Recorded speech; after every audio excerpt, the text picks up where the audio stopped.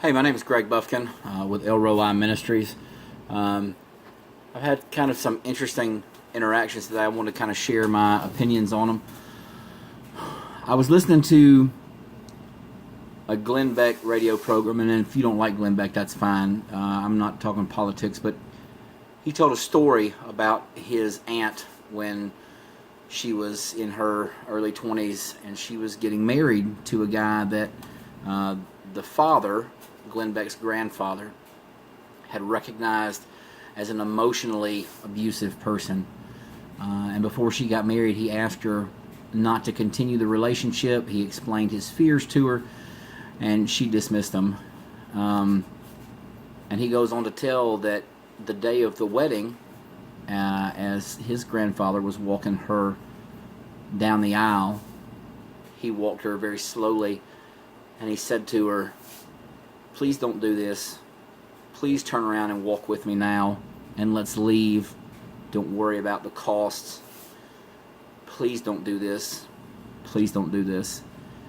I'm your father, and I love you, and I'll always love you, but I'm begging you, please don't do this." To which she replied, "Dad, stop. You don't understand. You don't get it." And before he got all the way to the preacher, he said, "I can't stand by and watch what's coming. I will always love you, and I will always be here for you. When you're done, when you're finally done, and you're not going to take any more, and you're ready for a change, when that day comes, please tell me you're done, and I will take care of you." As he goes on to tell the story, he talks about how after the wedding, because he had never been physically abusive before the wedding. After the wedding, the physical abuse began to increase in frequency, and every time she would show up at her father's house, her father would answer the door, and she would have a black eye or fresh bruises somewhere, and the father would hug her before she came in the house and would say, "Are you done yet?" And she would have a litany of excuses. "You don't understand," to which he would turn around and walk away, and she would go inside and she would visit with her mother. Well, there came a day after about 5 years of abuse that she knocked on the door. And I'll try to tell this story without crying, but I probably won't be able to, because as you watch many of our videos, you'll see that's what I do. I cry. And I cry because I can imagine one of my 4 beautiful girls having the same situation and me having to deal with it. She showed up at the door with fresh bruises, and she said, "Daddy, I'm done. I need you to help me." And after that, it was handled. There was no difficult divorce, and there was no issue. There was no fight. He signed the divorce papers, and they were finished. And they always, as a family, speculated as to what happened, and nobody ever talked about it. This was the first time hearing this story that I began to truly understand the things that the people who love me went through during my addiction. I love ministering to addicts. I love participating in the process. I love the fact that God in His infinite mercy and grace continues to use someone as imperfect and flawed as I am to help spread the message that Jesus Christ sets people free from addiction.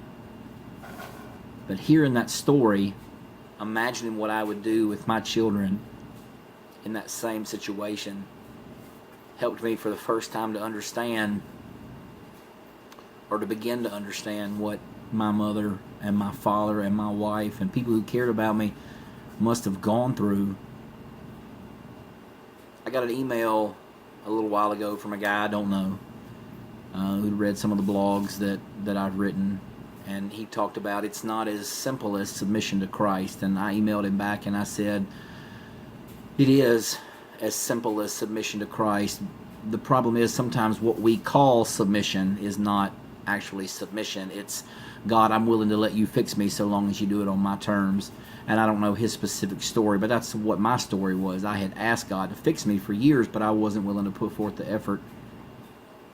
But I want to say loud and clear to any addict that might watch this, there are people out here that love you, whether we know you or not. When you're done, when you're finally done by being dragged around by addiction, let somebody know, and we will find you help somewhere.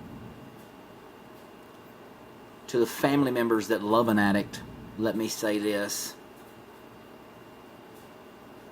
We talk about enabling.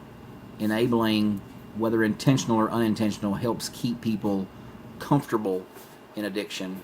Maybe it's paying lawyer fees, maybe it's paying rent, maybe it's buying food, maybe it's buying gas, whatever. Addicts don't change until it becomes more uncomfortable to stay in addiction than it is uncomfortable to change from addiction.